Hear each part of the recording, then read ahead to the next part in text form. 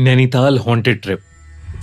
समीर और उसके दोस्तों को हर यंगस्टर की तरह ट्रैवल करने का बहुत शौक था और उस साल समीर ने अपने दोस्तों के साथ नैनीताल जाने का प्लान बनाया था।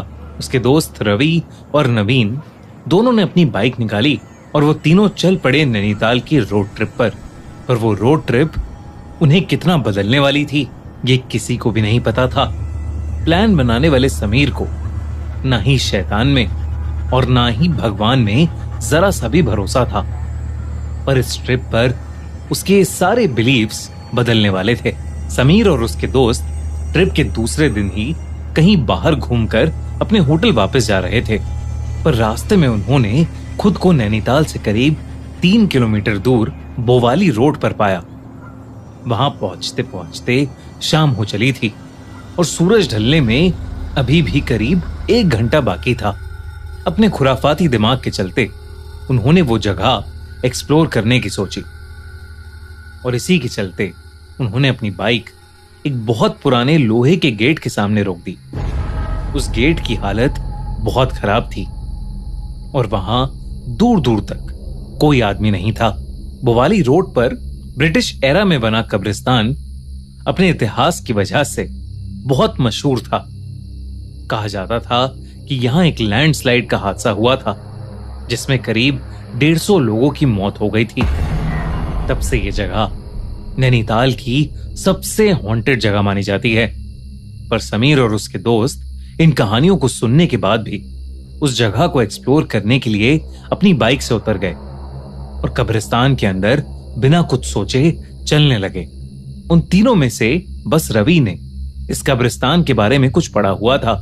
जैसे ही उसने बाकी दोनों को उस कब्रिस्तान के किस्सों के बारे में बताया, वैसे ही उसके दोनों दोस्त उस कब्रिस्तान को देखने के लिए और भी ज्यादा एक्साइटेड हो गए।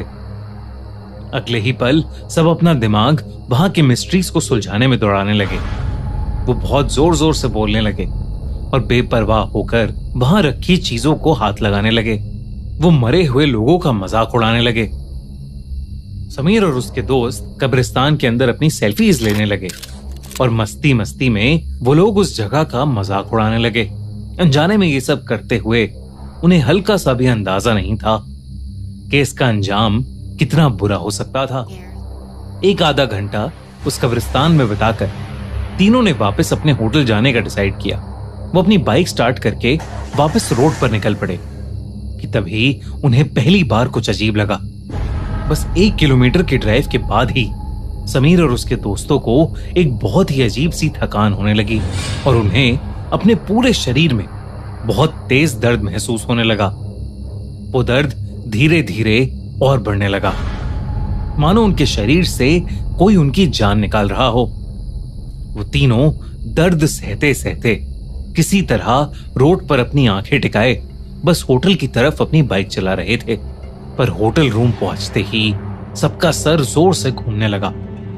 माथा ऐसा गर्म हो गया था कि जैसे किसी ने कोई जली हुई मोमबत्ती उनके सर पर रख दी हो। वो तीनों बुखार से कांपने लगे और तब उन्हें पहली बार अपने साथ किसी के होने का एहसास होने लगा, जैसे वो अकेले नहीं हैं और उनके साथ उस कब्रिस्तान से कोई और भी आया हो। तभी रवि को रूम के शीशे में दिखा कि कुछ काले साए समीर और नवीन के अंदर से उनकी जान खींच रहे हैं और वो लोग धीरे धीरे बेहोश हो रहे हैं। लेकिन इससे पहले रवि कुछ कर पाता, उसे चक्कर आने लगे और वो भी बेहोश हो गया। कुछ देर बाद समीर की आंख खुली तो वो और उसके दोनों दोस्त उसी कब्रिस्तान में थे। वो तीनों वहां से बाहर निकलने का रास्ता ढूंढ रहे थे, लेकिन बहुत देर तक भटकने के बाद भी तीनों को बाहर का रास्ता नहीं मिल रहा था। वो उसी कब्रिस्तान में कैद हो चुके थे। रात के अंधेरे में गलती से समीर ने अपना पैर एक कब्र पर रख दिया। उसने नीचे देखा तो वहां नवीन का नाम लिखा था। उसी के बगल में एक और कब्र थी, उस पर रवि का नाम था। जब उसने ध्यान से देखा तो तीसरी कब्र पर समीर, उसका खुद का नाम लिखा था। ये देखकर उसका दिल जोर से धड़कने लगा। तभी समीर के पैरों पर कुछ लुढ़कता हुआ आकर लगा। जब समीर ने देखा तो वो रवि का कटा हुआ सर था। समीर की आंखें फटी की फटी रह गईं। उसने चिल्लाते हुए जैसे ही अपने दोस्त नवीन की ओर मुड़कर देखा तो नवीन की आंखें काली पड़ चुकी थीं और वो समीर को गर्दन टेढ़ी करके घूरने लगा। इससे पहले समीर कुछ कर पाता, नवीन ने उसकी गर्दन पकड़कर उसे हवा में उठा लिया। समीर दर्द से छटपटाने लगा कि तभी रवि ने उसे बेहोशी की हालत से उठाया। वो तीनों अभी भी उसी होटल रूम में थे और जो समीर ने देखा वो एक सपना था।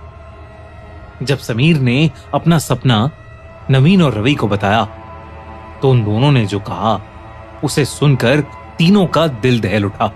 रवि और नवीन ने समीर को बताया कि उन्होंने भी हूबहू वैसा ही सपना देखा है जैसा समीर ने देखा है।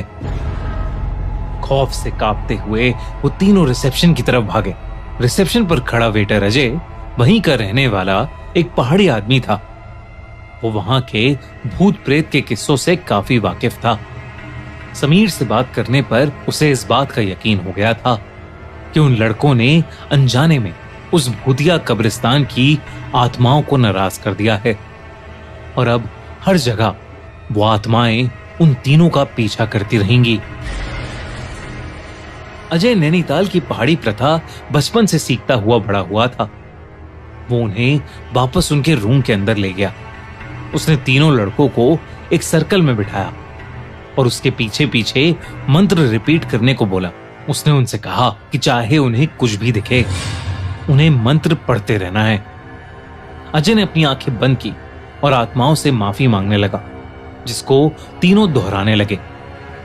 और तभी उन तीनों को दिखा कि कई काले साए हवा में उनके आसपास मंडरा रहे हैं, चक्कर लगा रहे हैं। यह दृश्य देखकर तीनों का दिल दहल गया, लेकिन फिर भी वो मंत्र पढ़ते रहे और फिर कुछ ही देर में वो साए वहां से गायब हो गए। अजय ने उन्हें कहा कि अब उस कब्रिस्तान की आत्माओं ने उन्हें माफ कर दिया है और उनका पीछा छोड़ दिया है। उस पूजा के तुरंत बाद ही उन तीनों का शरीर तपना बंद हो गया और अगले दिन सोकर उठने के बाद मानो समीर और उसके दोस्तों को ऐसा लग रहा था जैसे पिछली रात उनको कुछ हुआ ही नहीं था। उनका दर्द, बुखार और चक्कर कभी था ही नहीं। कुछ बचा था तो बस वो भयानक एक्सपीरियंस।